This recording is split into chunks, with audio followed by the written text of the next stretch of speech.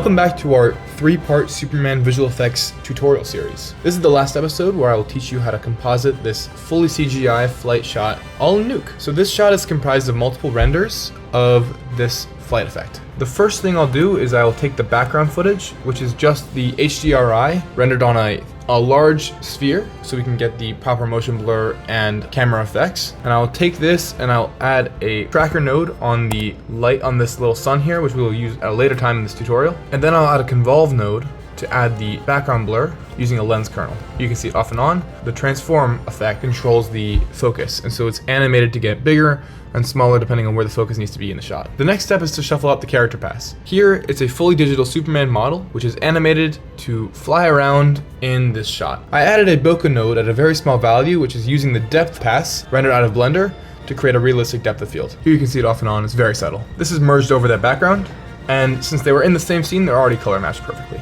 The next step is to use the cloud render, the back and the front pass, and composite those over themselves. I then copied in the depth for the lens effects, and then merge that over the footage. Now you can see the clouds going on and off, and this makes the scene much more dense and also very interesting because you can see Superman flying through clouds, not just around them. The next part is building out the sun flare, which is made from a series of flare assets of a foggy glow, some flares, some lens reflections, which are then plussed over the CGI render.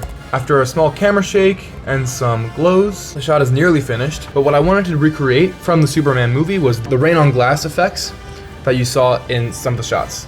So to do this, I will key out the brightest parts of the image and blur it out just like we did with the lens dirt effects, only this time I'm using a custom noise effect in Nuke that is animated to act like it's water, and then defocused and plussed over this one for the specific moments where Superman goes through a cloud. And so then, when you multiply that over with the keyed luminance effects, you get some really detailed procedural rain on glass effects that can be plussed over the footage here.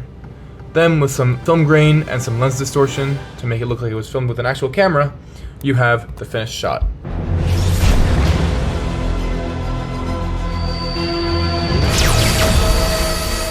I hope you enjoyed this tutorial series. Check out some other videos where I created the flash visual effects or the full short film Fireside Conversations, which is coming soon. See you in the next one.